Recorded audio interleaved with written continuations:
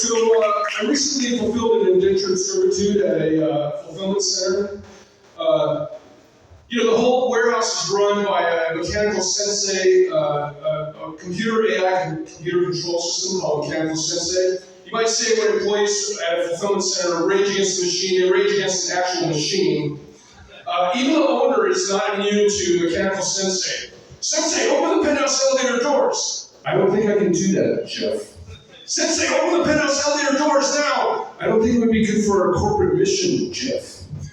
So I was working the conveyor belts. It's a lot like that Lucy episode where she's in the candy store and there's stuff coming down the conveyor faster than you can get it in the boxes. And about a third of the items that came through this particular fulfillment center were sex toys.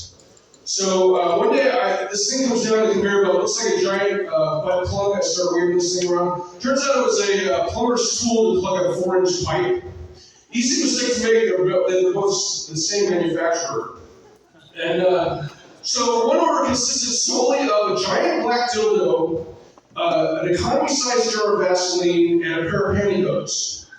I put my phone number in the box with a note that said, "Help, I'm being held captive at the fulfillment center."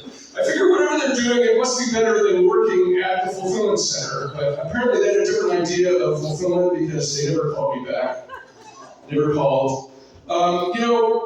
They used to call sex toys marital aids. And I've always wondered how they came up with this term marital aids. I just want to be in the room when they first prescribed marital aids. Doctor, my wife and I are having problems. Ever since we got that new pool boy, I've had to go to the babysitter to get my knob got. Is there anything you can do to help us?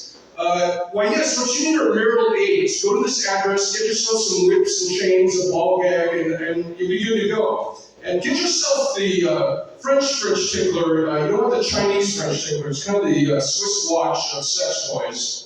What if they use sex toys? What if they use marital aids for other relationships issues? Let's put Trump and Biden in a room with some marital aids for a while and see who the gimmick is. Biden's scrappy, but Trump's got experience. I'm not sure who's going to win that one. Better yet, let's pile a bunch of marital aids on the floor, on the Senate floor, and lock them in there for a few days. I think you're going to find a lot more submissive Republicans than you might think. And especially if you put some corporate lobbyists in there. So last one, I don't see the light. I don't know if you guys are doing this. Every time I see somebody talking to themselves on the street corner, I gotta look to see whether they've got one of those Bluetooth earphones in their ear, I think we should give homeless people free, fake Bluetooth earphones. That way, for all I know, you're the head of a multinational corporation out there talking to yourself on the street corner, selling off the last of the Amazon rainforest. And besides, who's more insane? The guy that drives drives his limo through a ghetto to penetrate the stratosphere on a giant phallus, or the guy talking to himself on the street corner. I think let's give them real smartphones, real Bluetooth phones. They can't possibly do a worse job of managing the planet. All right, is that it for me? I'm running for president. Go to DJSussD.com. I'm trying to promote the Equal Rights Amendment that we've tried to pass for 50 years. It has not been passed. I'm trying to promote that. So go to DJSussD.com and check that out. Thank you.